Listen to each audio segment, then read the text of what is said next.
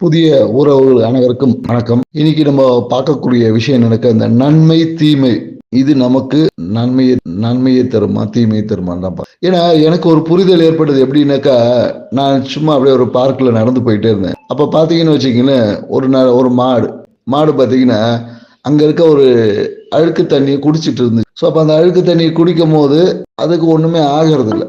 பெரும்பாலும் பார்த்தீங்கன்னா எல்லா விலங்குகள் நல்ல தண்ணியும் குடிக்கும், கெட்ட தண்ணியும் குடிக்கும். அதுக்கு எந்த ஒரு விஷயமும் அதற்கு எதிர்மறையான பலன்களை கொடுப்பதில்லை, எதிர்மறையான தீமையான தன்மைகளை கொடுக்கறது இல்லை. ஆனா அதே ஒரு விஷயம் நாம இன்னைக்கு பார்த்தீங்கன்னா நம்ம ஒரு தண்ணியை குடிக்கிறோம், ஆர்ஓ வாட்டர், இது கார்பரேஷன் வாட்டர், இப்படின்னு பல விஷயங்களை கொடுக்கும். ஏன்னா மாடுக்கு அது என்னன்னாக்கா அது தண்ணின்னு தான் தெரியுமே தவிர அது நல்ல தண்ணி இல்ல கெட்ட தண்ணி என்ற பகுத்து ஆராயக்கூடிய அறிவு என்று அதுக்கு இல்லை. ஸோ அதனால அந்த தண்ணி அதுக்கு நல்ல விஷயத்தை, தண்ணி குடிச்சா என்ன தன்மைகளை கிடைக்குமோ அந்த விஷயத்தை தான் அதற்கு கிடைக்குது.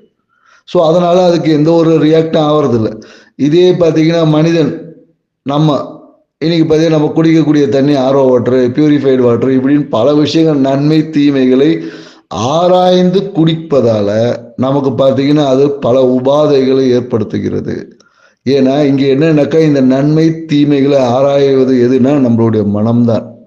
ஸோ இதை தான் சித்தர்கள் மனதை செம்மையா வச்சுக்கணும்னு சொல்றாங்க. ஸோ நாம வாழ்க்கையிலையும் இதே போலதான் பல விஷயங்கள் இது நல்லது கெட்டதுன்னு ரொம்ப ஆராய்ந்து பார்ப்பதாலேயே அதனால கிடைக்கக்கூடிய நன்மைகளை நாம நிறைய இறந்துருவோம். அதனால கிடைக்கிறது நல்லதுதான் அப்படின்னு நினைச்சு ஏற்றுக்கொள்ள பழகிங்க, வாழ்க்கை சிறப்பா இருக்கும்.